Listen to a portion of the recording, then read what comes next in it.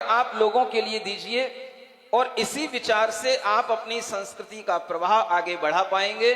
सामाजिक संगठना, सामाजिक एकता से संस्कृति का प्रवाह आगे बढ़ता है। जिस तरह से आप समाज के आसपास के लोग अपनी सामाजिक संस्कृति का परिचय एक दूसरे के महोत्सवों में जाकर के दिया करते हैं, उसी तरह से आप यह कार्य प्रारंभ कीजिए कि हमें अपनी सामाजिक संस्कृति का प्रभाव बनाए रखने के लिए भगवान ऋषभ देव को केवल पंच कल्याणक में याद नहीं करना, हमेशा उनका नाम हमारे दिमाग में आते जाते कहीं ना कहीं दिखाई दे।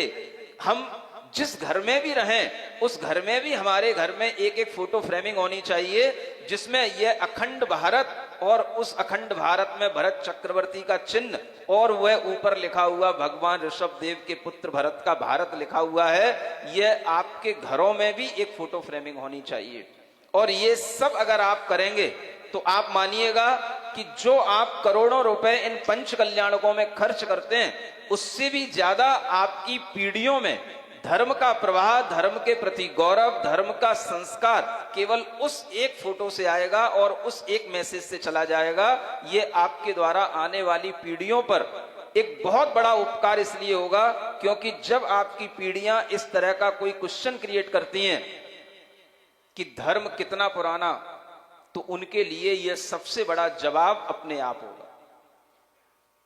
और यही जवाब उनके अंदर एक श्रद्धा पैदा करेगा, विश्वास पैदा करेगा कि अगर हम भगवान ऋषभ देव की पीढ़ी के हैं, हम अगर तीर्थंकरों के कुल के हैं, तो हमारा अस्तित्व आज का नहीं है, बहुत पुराना है। और इस अस्तित्व के साथ जब आप चलेंगे तो आपके अंदर अहिंसा की भावना प्रबल बनेगी। आप गर्भ में होने वाली हिंसा से अपने आप को बचा पाएंगे। ये गर्भ की हिंसा वही लोग करेंगे जिनके अंदर अहिंसा का भाव नहीं होगा, और जिनमें अहिंसा का भाव नहीं होगा वो कभी तीर्थंकर के कुल में जन्म अगर ले भी लिए धोखे से, तो दोबारा उनके लिए इस कुल में जन्म नहीं मिलेगा। क्योंकि एक बार आपने इस कुल का अपमान किया, इसके कुल की जो सिद्धांत थे उनसे आप विपरीत चले, और इसी विपरीतता के कारण से आपको जन्म जन्मांतर के लिए भी इस तरह का माहौल नहीं मिलेगा कि जहां पर आपको तीर्थंकरों की बात सुनने को मिले, ऐसे पंच कल्याणक देखने को मिले।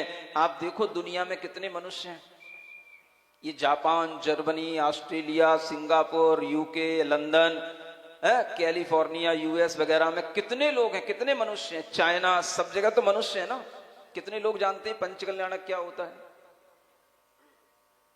क्यों नहीं जानते? मनुष्य होते हुए भी उन्हें यह सौभाग्य नहीं मिल सकता ये जानने का। ये क्यों नहीं मिल सकता? क्योंकि उनका इतना पुण्य नहीं है। बुद्धि तो है लेकिन उनके सामने कभी ये चीजें नहीं आएंगी जिससे वह कभी इस सत्य को समझ सकें कि अहिंसा धर्म ही प्रधान धर्म है और ये तीर्थंकरों के द्वारा प्रवाहित अनादि धर्म है। इस बात को समझने का पुण्य केवल पुण्यवान जीवों को मिलता है, और पुण्यवान जीव केवल भारत की धरती पर ही होते हैं, विदेशों में नहीं हो पाते हैं। चाहे वो गांव में हो, चाहे कस्बों में हो, चाहे शहरों में हो।